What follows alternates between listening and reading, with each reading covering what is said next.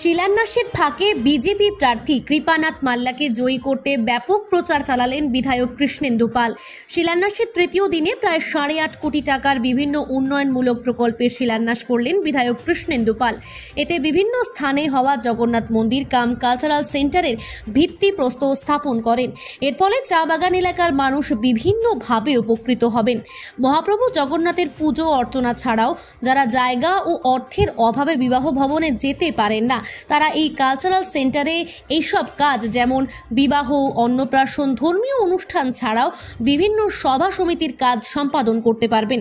আজ শিলান্যাস করেন যথাক্রমে সলগই থেকে বাগান লিংক রোড পর্যন্ত রাস্তা, যার বরাদ্দকৃত অর্থের পরিমাণ 45,25,259 টাকা। সলগই 8 নং জাতীয় সড়ক থেকে গার্ডেন লাইন পর্যন্ত রাস্তা, যার বরাদ্দকৃত অর্থ 60,03,640 টাকা। সলগই 8 নং জগন্নাথ মন্দির ও স্কিল সেন্টার, যার বরাদ্দকৃত অর্থ 1,50,00,000 টাকা। 8 নং জাতীয় সড়ক থেকে গিরিজামতি ঘাট ভায়া চা বাগান শ্রমিক স্কুল পর্যন্ত রাস্তা, যার বরাদ্দকৃত অর্থ 90,40,062 টাকা। 8 নং জাতীয় সড়ক থেকে হাতিখিরা 58 নং লাইনের রাস্তা, যার বরাদ্দকৃত অর্থ 3,74,097 টাকা। ইচাবির জগন্নাথ মন্দির ও স্কিল সেন্টার, যার বরাদ্দকৃত অর্থ 1,50,00,000 টাকা। শিলান্যাস শেষে এক সভায় বিধায়ক নিজ বক্তব্য বলেন, চা বাগান এলাকায় পূর্বে কোনো কমিউনিটি হল ছিল না সভা সমিতি করার জন্য, কিন্তু এবার পাথারকান্দি সমষ্টিতে মুখ্যমন্ত্রী হেমন্ত বিশ্ব শর্মার সুদৃষ্টি রয়েছে। পাথারকান্দি সমষ্টির চা বাগানগুলোর জন্য ইতিমধ্যে 9টি জগন্নাথ মণ্ডপের শিলান্যাস হয়েছে মুখ্যমন্ত্রীর প্রচেষ্টায়। 1.5 কোটি টাকা ব্যয়ে জগন্নাথ মণ্ডপগুলোকে এমনভাবে তৈরি করা হবে যাতে সেখানে বিবাহ, অন্নপ্রাশন, সভা সমিতি সহ অনেক সুবিধা থাকবে। জগন্নাথ মণ্ডপ তৈরি হওয়ার পর আর ডেকোরেটরসের প্রয়োজন হবে না চা বাগান অঞ্চলে। মণ্ডপগুলো পরিচালনা ও রক্ষণাবেক্ষণ করবেন বাগান পঞ্চায়েত। তাছাড়া জগন্নাথ মণ্ডপগুলোতে কারিগরি প্রশিক্ষণ দেওয়া হবে বেকার যুবক যুবতীদের, যাহাতে তারা ভবিষ্যতে প্রশিক্ষণ নিয়ে ভালো প্রতিষ্ঠানে কাজ করার সুযোগ পায়। তিনি বলেন, সমস্ত বিশ্বে অসমের পরিচয় চা, তাই চা বাগানের উন্নতি ছাড়া অসমকে এগিয়ে নিয়ে যাওয়া অসম্ভব। চা কারখানা অসময়ে আয়ের এক বড় উৎস। তিনি আরও বলেন যে বিগত দিনে চা বাগানের ছেলেমেয়েরা ভালো শিক্ষার জন্য অনেক চা বাগানে মডেল হাই স্কুল গড়ে তোলা হয়েছে।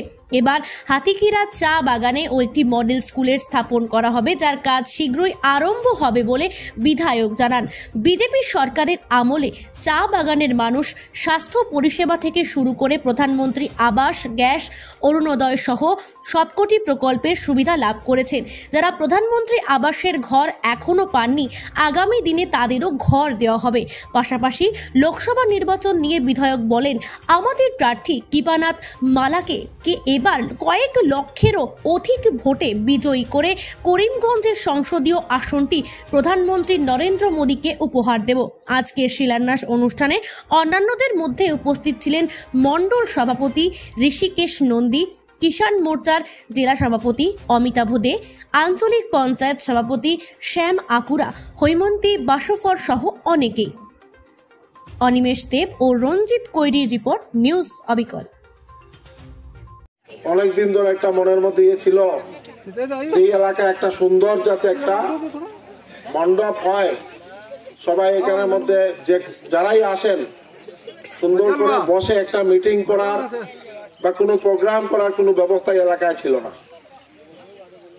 এখন আমাদের মাননীয় মুখ্যমন্ত্রী পাথারকান্দি কনস্টিটিউয়েন্সিতে 9টা জগন্নাথ মণ্ডপ নতুন করে তৈরি করা হবে চা বাগান এলাকায়, তার মধ্যে একটা হাতিখিরার 8 নম্বর। এবং এই মণ্ডপ তৈরি করতে 1,50,00,000 টাকা খরচা হবে। তো বুঝতে পারছেন কত উন্নত মানের বিল্ডিং তৈরি হবে। এখানের মধ্যে স্কিল ট্রেনিং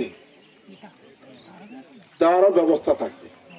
আমাদের এখানে অনেক যুবক ছেলেমেয়েরা আছেন, অনেক ধরনের ট্রেনিং এর যে ঠিকমতো সুযোগ না পাওয়া, ভালো ভালো চাকরি হাতছাড়া হয়, যার জন্য এই এলাকায় এই হলের মধ্যে এই জগন্নাথ মণ্ডপে স্কিল ট্রেনিং এরও ব্যবস্থা থাকে।